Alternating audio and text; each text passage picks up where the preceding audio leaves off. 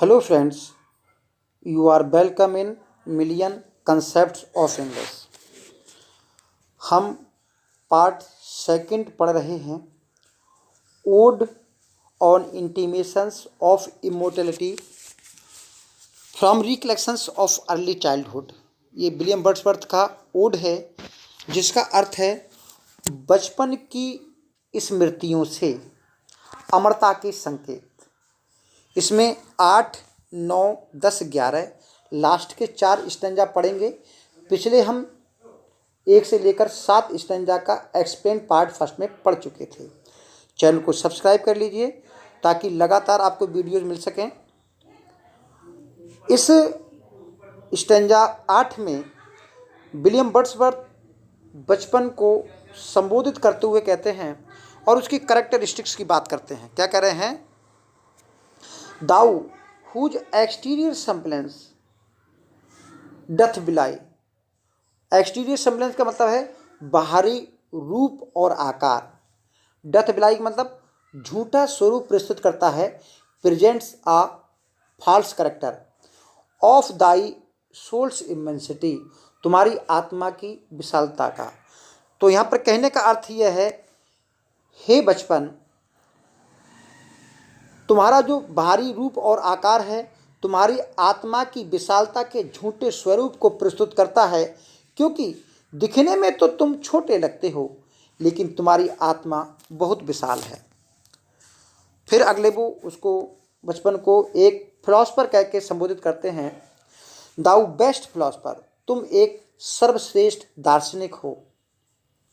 Who yet dust keep Dai heritage, जो अभी भी अपनी विरासत को, अपनी धरोहर को रखे हुए है।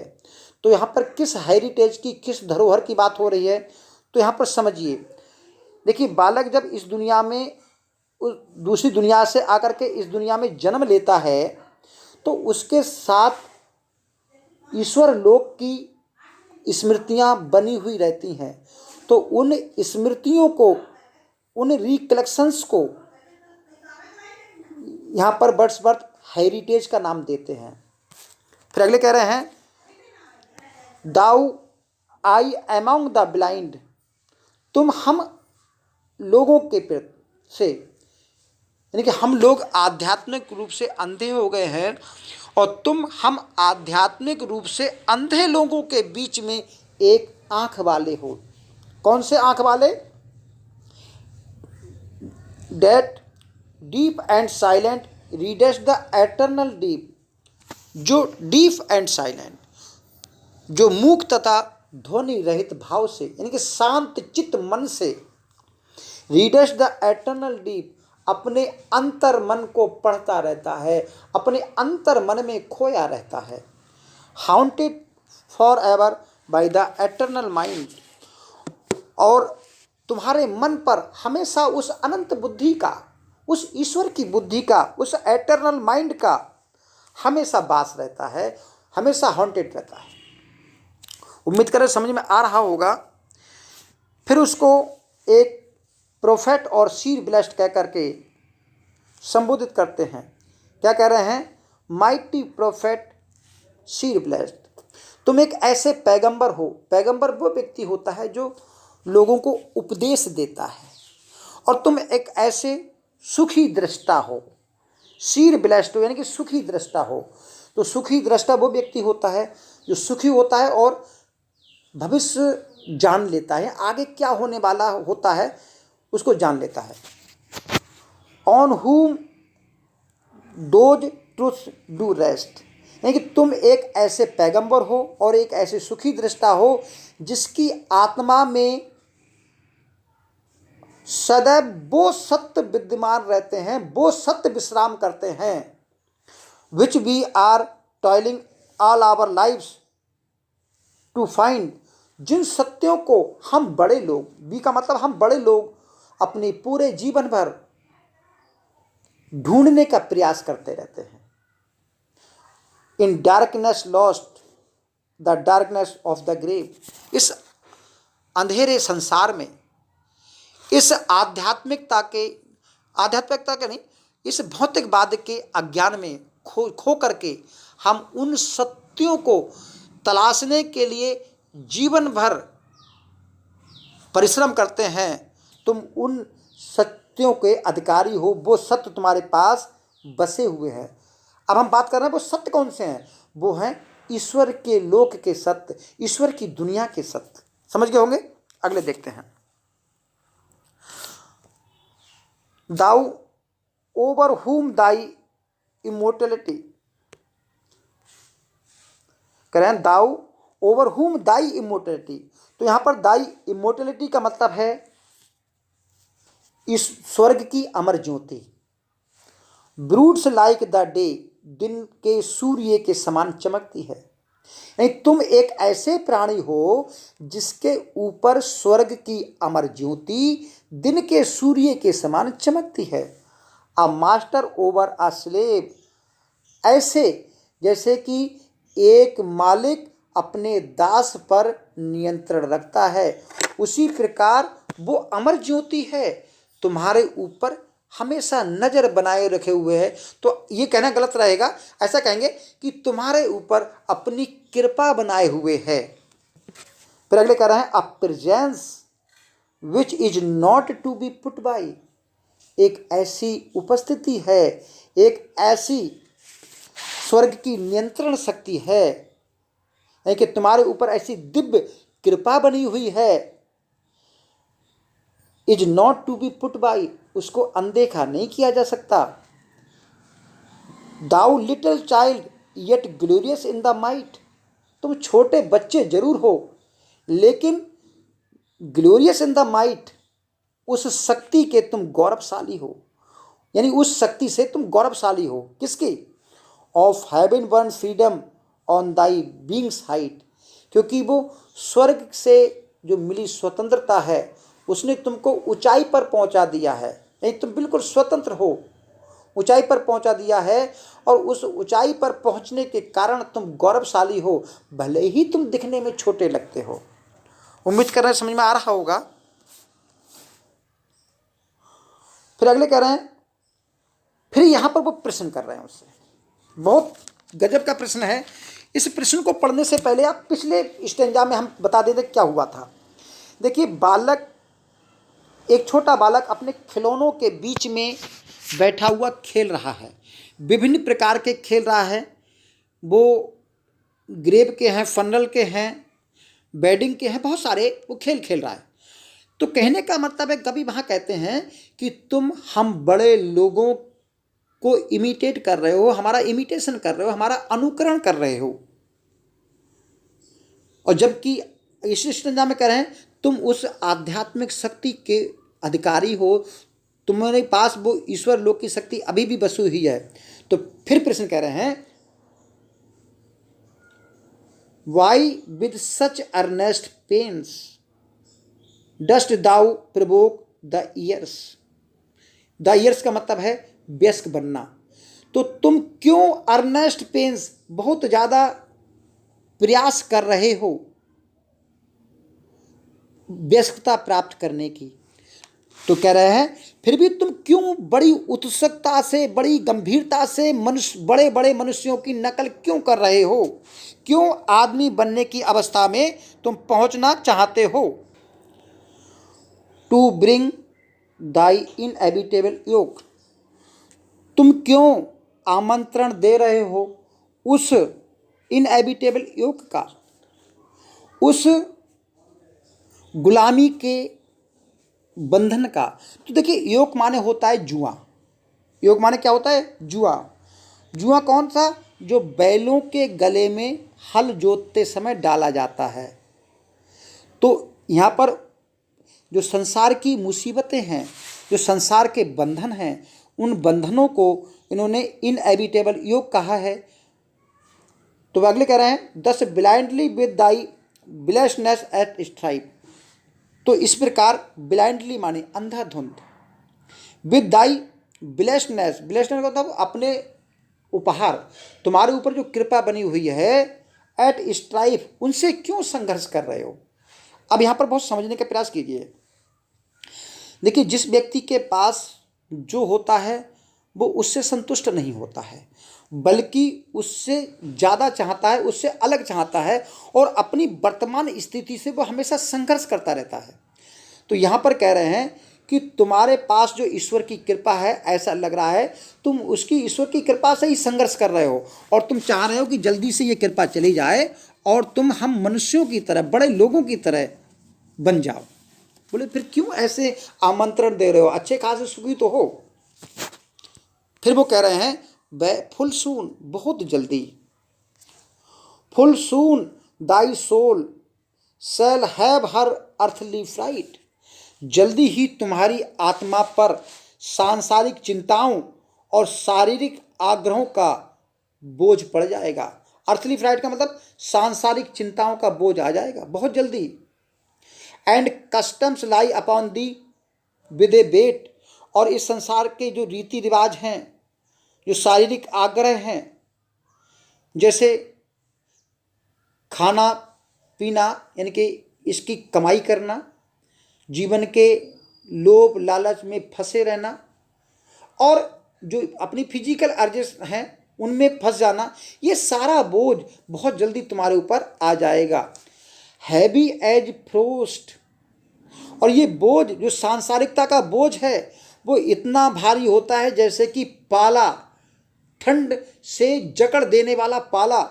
And deep almost as life, और इतना गहरा होता है जितना कि जीवन। तो यहाँ जीवन को गहरा क्यों कहा है? बोले जीवन के जो रहस्य हैं, जीवन का जो बोझ है वो इतना भारी है, केवल उससे मरकर ही छुटकारा मिलेगा। इस स्टैंजा में विलियम वर्ड्सवर्थ ये बता रहे हैं कि बचपन की यादें जो हैं अभी भी उनके मन में बसी हुई हैं, और उन यादों ने उनके जीवन में काफ़ी लाभ पहुंचाया है, इसलिए वो बचपन के प्रति ऋणी हैं, आभारी हैं।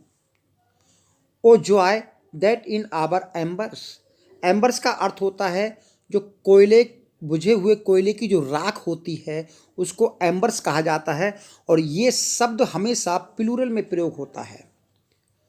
तो O joy that in our embers is something that doth live, भावार्थ ये है कि बड़े ही आनंद का विषय है कि हमारे मस्तिष्क रूपी अंगीठी के बुझे हुए कोयले की राख में बचपन अभी भी जीवित है। That nature yet remembers what was so positive, जो मस्तिष्क है वो अभी भी उस बचपन को याद रखे हुए है जो कि तीव्र गति से बीत जाता है, क्योंकि बचपन काफ़ी भगोड़ा होता है और जल्दी से भाग जाता है। The thoughts of our past years, यानी कि यहाँ पर इसका अर्थ है बचपन की यादें। इन मी डथ ब्रीड, उत्पन्न करती हैं परपेचुअल बेनिडिक्शन, अमिट कृतज्ञता, कभी ना समाप्त होने वाला एहसान। तो बचपन की यादें जो हैं मेरे मन में कभी ना समाप्त होने वाला, यानी कि हमेशा बने रहने वाला एहसान उत्पन्न करती हैं।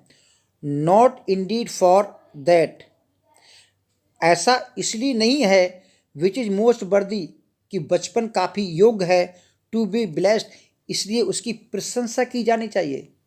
बोले एहसान इसलिए नहीं है, बल्कि डिलाइट एंड लिबर्टी, उस खुशी और उस स्वतंत्रता के लिए है। The simple creed of childhood, बचपन की उस सहज बुद्धि या सहज विश्वास करने वाली प्रवृत्ति के लिए है। वेदर बिजी और एट रेस्ट, चाहे मैं किसी भी पोजीशन में हूँ, चाहे मैं आराम कर रहा हूँ या बहुत ज़्यादा व्यस्त हूँ, तो ऐसे समय में उस बचपन ने मुझको आनंद देता है। इन बचपन की स्मृतियाँ मुझको आनंद देती हैं, मुझको स्वतंत्रता देती हैं, और दूसरों पर सहज विश्वास करने वाले की प्रवृत्ति प्रदान की है, तो मैं उसके लिए एहसानमंद हूँ। अगले कह रहे हैं with new fledged hope still fluttering in his breast, आशाओं के पंछी नए नए पंखों के साथ अभी भी मेरे दिल में फड़फड़ा रहे हैं।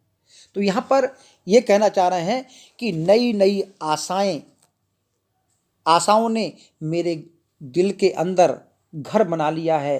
तो ये काम उस बचपन की स्मृति ने किया है। बोले मैं इसलिए एहसानमंद हूँ। अगले कह रहे हैं, not for these I raise the songs of thanks and praise. बोले ये प्रशंसा के गीत, इनके कहने का मतलब इस ओड की बात कर रहे हैं। Not for these I raise the songs of thanks and praise, ये ओड मैंने इसलिए नहीं लिखा है कि ये प्रशंसा गीत है। तो भैया किस लिए लिखा है? कह रहे हैं, but for those obstinate questions, बल्कि ये उन अडिग प्रश्नों के लिए है। तो देखिए तभी समझ में आएगा अगर हम उन अडिग प्रश्नों को समझ लेते हैं। तो इसके पीछे रेफरेंस ये है कि विलियम वर्ड्सवर्थ प्लेटो के सिद्धांत को पढ़ाता है, प्लेटो की फिलॉसफी को पढ़ा था। तो उस फिलॉसफी के अनुसार क्या था कि इस दुनिया की बाह्य जगत की जितनी भी चीज़ें हैं वो सब और सब अवास्तविक है, अनरियल हैं, बल्कि ये दुनिया की सारी चीज़ें उन चीज़ों की छाया मात्र हैं जो कि स्वर्ग में है। तो इस सिद्धांत पर, इस फिलॉसफी पर वो विश्वास करते हैं। तो कह रहा ये जो गीत है ये उन अडिग प्रश्नों के लिए है। Of sense and outward things falling from us, of sense कि जो हम इंद्रियों के द्वारा इन सारी चीज़ों को देखते हैं, एंड आउटवर्ड थिंग्स और जितनी बाह्य जगत की चीज़ें हैं, फॉलिंग फ्रॉम अस वैनिशिंग हमारे सामने से गायब होती दिखाई देती हैं। यानी कि हम उनमें इतना खो जाते हैं कि वो सारी चीज़ें हमारी नज़रों के सामने से गायब हो जाती हैं। ब्लैंक मिसगिविंग, और वो हमको बेसुध कर देने वाले भाव उत्पन्न कर दिए हैं कि उनको देखते देखते हम जो है बेसुध हो जाते हैं, उनमें इतना खो जाते हैं। अगले कह रहे हैं, of a creature moving about in the world not realise, और जो आम व्यक्ति है इस दुनिया में भटकता फिरता है वो उस चीज़ों को एहसास नहीं कर पाएगा। अगले कह रहे हैं, high instinct before which our mortal nature did tremble like a guilty things surprised. बोले ऐसे हाई इंस्टिंक्ट्स, ऐसे उच्च मनोभाव बचपन की यादें उत्पन्न करती हैं जिनको आम व्यक्ति, आवर मोर्टल नेचर नहीं पकड़ पाएगा, बल्कि हमारा जो मोर्टल नेचर है वो ऐसे कपकपा जाएगा जैसे कि अपराधी व्यक्ति कपकपा जाता है। अगले बात कर रहे हैं, एक तो ये बात हो गई, फिर कह रहा है बट फॉर दोज अफेक्शंस, बल्कि यह जो एहसान है उन अफेक्शंस के लिए है। किन अफेक्शंस के लिए? उस अफेक्शंस को समझ लीजिए आप। अफेक्शन है कि जब बचपन में, अभी भी बात कर रहे थे कि जब बालक पैदा होता है, उत्पन्न होता है, तो पूर्व जन्म की यानी कि ईश्वर की लोक की जो स्मृतियां हैं उसमें लगातार बनी रहती हैं। तो कह रहा है वो अफेक्शन जो उन्होंने बचपन में महसूस किए थे, उन ईश्वर की प्रथम रोमांचकारी यादों के लिए, दोज शैडोई रिकलेक्शंस, उन अस्पष्ट स्मृतियों के लिए वो एहसानमंद हैं। विच बी दे वार्ड दे में, चाहे वो कुछ भी रही हो, चाहे उनके पीछे कोई भी कारण रहा हो, are yet the fountain light of our all our day. तो वो स्मृतियां हमारे पूरे जीवन भर, ऑल आवर डे, हमारे पूरे जीवन भर फाउंटेन लाइट हैं, यानी कि एक आनंद का स्रोत हैं और मार्गदर्शक हैं। Are yet a master light of all our seeing, और इस दृश्य संसार में अभी भी मार्गदर्शक ज्योति की तरह है। तो यहाँ पर वो बचपन की स्मृतियों को एक मार्गदर्शक ज्योति और फाउंटेन लाइट कहते हैं। तो इसके लिए वो बचपन के एहसानमंद हैं। अगले कह रहे हैं, अपहोल्ड अस, यानी कि ये स्मृतियां अपहोल्ड अस, हम पर क्या करती हैं, एक नियंत्रण रखती हैं। Cherish and have power to make, तो ये जो बचपन की स्मृतियां हैं, अपहोल्ड अस, हम पर नियंत्रण करती हैं, कहने का मतलब हमारी सपोर्ट करती हैं। चेरिश, हमारा पालन पोषण करती हैं, हमारा देखभाल करती हैं। And have power to make our noisy years, तो नॉइजी ईयर्स की बात कर रहे हैं, जब हम बड़े हो जाते हैं तो हमारे चारों तरफ बहुत सारी हाय तौबा मची रहती है, कमाने की, खाने की, बहुत सारी चीज़ें।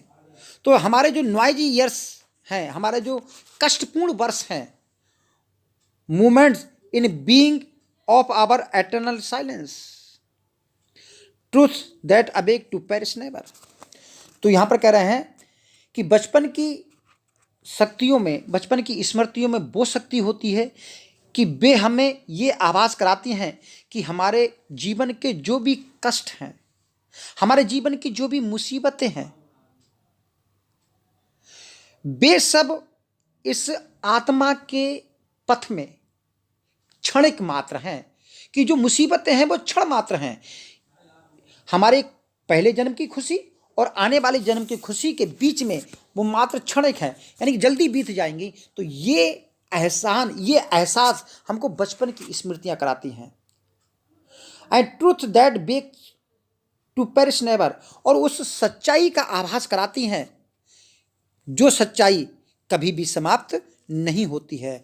वे ऐसे सत्य का एहसास कराती हैं जो सत्य कभी भी समाप्त नहीं होता। तो कौन से सत्य की बात कर रहे हैं? यहाँ बात कर रहे हैं इस सत्य की कि मनुष्य के जीवन में जितनी भी मुसीबतें हैं वो क्षणिक मात्र हैं, और उसके जीवन में सुख जाता है। पूर्व जन्म और अगले जन्म में सुख ही सुख है, बस कुछ समय मुसीबतों भरे हैं। Which neither listlessness nor mad endeavour nor man nor boy nor all that is at enmity of joy can utter abolish or destroy. तो यहाँ पर ये कह रहे हैं कि ऐसे सत्य जिनका आभास हमारा बचपन कराता है, तो उस आभास को, उन सत्यों को ना तो हमारी बेचैनी, नीरसता भरा जीवन, और ना ही हमारे पागल कर देने वाले प्रयास। तो पागल कर देने वाले प्रयास कौन से होते हैं? जब हम भौतिकता में रम जाते हैं, जब हम धन कमाने की होड़ में आगे बढ़ जाते हैं, तो ऐसे प्रयासों को मैड एंडेवर्स कहा गया है, यानी कि पागलपन भरा जीवन कहा गया है। नॉर मैन, मैन का अर्थ है यहाँ पर वयस्क अवस्था, और बॉय का अर्थ है यहाँ पर बचपन। Nor all that is the enmity of joy, ना वो सब कष्ट और पीड़ाएं जो कि आनंद का दुश्मन होती हैं, कैन अटरली एब्लिश और डिस्ट्रॉय, तो इन स्मृतियों को पूरी तरह से समाप्त नहीं कर सकते।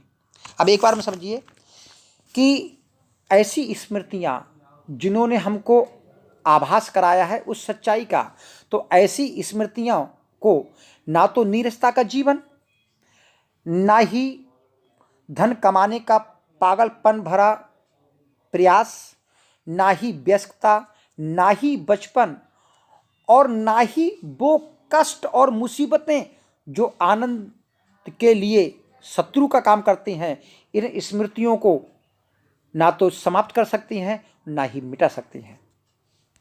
अगले कह रहे हैं, hence in a season of calm weather though inland far be. तो कह रहे हैं अब हम चाहें सीजन ऑफ काम वेदर, हम उस मानसिक शांति की अवस्था में, चाहे हम बचपन से कितनी ही दूर क्यों ना आ गए हों, our soul have sight of that immortal sea, तो हमारी जो आत्मा है उस विशाल काय इमोर्टल सी, सागर का, यानी कि ईश्वर के लोक का अभी भी दृश्य देखती हैं। विच ब्राउट अस हिदर, जो सागर हमको यहाँ, जिस सागर की लहरें हमको यहाँ पर लाई हैं, can in a movement travel thither, और एक ही क्षण में हम वहां पहुंच जाते हैं। अब इसको लाइन टू लाइन समझिए। Hence in a season of calm weather, जब हम शांति की अवस्था में बैठकर सोचते हैं,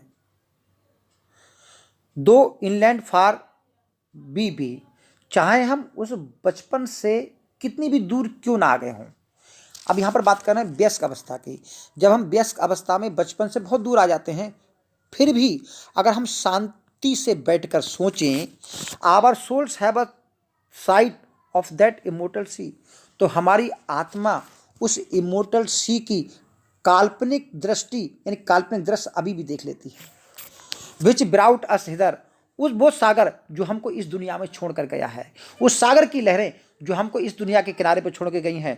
can in a movement travel thither, तो हम अगर कल्पना करें तो एक क्षण में उस सागर के किनारे पहुंच जाते हैं। And see the children sports upon the shore, और बच्चों को उस सागर के किनारे खेलते हुए पाते हैं। And hear the mighty waters rolling evermore, और उस विशालकाय सागर को हमेशा हमेशा उसकी लहरों को उठते हुए देखते हैं। तो यहाँ सागर कहा गया है पूर्व जन्म की स्मृतियों को। इस स्टेंजा में विलियम वर्ड्सवर्थ अब ये कह रहे हैं कि वह जो प्राणी इस प्रकृति में खुश है, मई के महीने में खुश है, अब वो उनकी खुशियों में केवल मानसिक रूप से शामिल होंगे। तो क्या कह रहे हैं, then sing ye birds sing a joyous song and let the young lamb bound as to the tabor sound, we in thought will join your throng. Throng का मतलब है समूह। तो कह रहा है, हे पक्षियों गाओ, एक खुशी भरा गीत गाओ, हे छोटे छोटे मेमनों नाचो, टेबर की थाप पर नाचो, जो ढोल है उसकी थाप पर नाचो। हम बड़े लोग, हम वयस्क लोग कल्पना में ही तुम्हारे समूह को शामिल होंगे, तुम्हारे समूह को ज्वाइन करेंगे। अगले कह रहे हैं, ye that pipe and ye that play, ye that through your hearts today feel the gladness of the May. कह रहा है, वो सभी लोग, वो सभी पक्षी जो चहचहा रहे हैं, वो सभी मेमने जो उछल कूद कर रहे हैं, और वो सभी लोग जिनके दिल मई के महीने की खुशियों से भरे हुए हैं, स्प्रिंग सीजन की खुशियों से भरे हुए हैं, उन सभी के समूह में हम कल्पना में शामिल होंगे। फिर बता रहे हैं कि उनके जो बचपन में चमक हुआ करती थी सेलेस्टियल लाइट की, वो अब भले ही चली गई है। तो क्या कह रहे हैं, what though the radiance which was once so bright be now for ever taken from my sight. क्या हुआ यदि वह दिव्य ज्योति, दैट सेलेस्टियल लाइट, जो बचपन में काफ़ी रेडियंस हुआ करती थी, चमकदार हुआ करती थी, अब वह हमेशा हमेशा के लिए मेरी आंखों से ओझल हो गई है। दो nothing can bring back the hour of splendour in grass of glory in the power. कोई भी उस शक्ति को वापस नहीं ला सकता जब मैं घास में और फूलों में उस दिव्य ज्योति के दर्शन किया करता था। लेकिन वो शक्ति अब कोई भी वापस नहीं ला सकता। फिर क्या कह रहा है, वी विल नॉट ग्रीव, हम इस बात पर दुख नहीं मनाएंगे, जो ज्योति बीत गई है उसके चले जाने पर हम अपना दुख व्यक्त नहीं करेंगे। रादर फाइंड, बल्कि strength in what remains behind, बल्कि जो दिव्य ज्योति द्वारा पीछे छोड़े गए हैं उस मानसिक प्रभाव से हम कार्य शक्ति प्राप्त करेंगे, हम शक्ति प्राप्त करेंगे। तो कह रहा है, in the primal sympathy which having must ever B is something thoughts that spring out of human suffering in the faith that looks through death in the years that bring the philosophical mind. तो यहाँ पर ये बता रहे हैं कि उस जो पीछे बचा हुआ है उससे हम क्या शक्ति प्राप्त करेंगे। जो छोड़े गए मानसिक प्रभाव कौन कौन से हैं, इस पर वर्षवाद बात करते हैं। पहला प्रभाव इन द प्राइमल सिंपैथी, पहला प्रभाव है मूलभूत सहानुभूति। ये पहला प्रभाव है, क्या है? In the primal sympathy which having been must ever be, जो हमेशा मेरे मन में रही है और हमेशा मेरे मन में रहेगी। यानी बचपन में भी थी और अभी भी मेरे अंदर प्राइमल सिंपैथी है, यानी कि मूलभूत सहानुभूति की भावना है।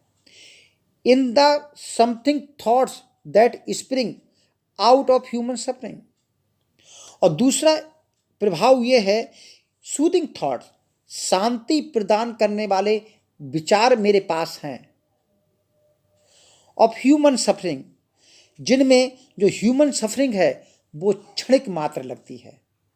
तो देखिए दो प्रभाव यहाँ पर दिखाई दिए, पहला उसने प्राइमल सिंपैथी मिली है और दूसरा सूदिंग थॉट्स मिले हैं। क्या मिले हैं? Soothing thoughts. और सूदिंग थॉट्स से उसने क्या प्रदान किया है?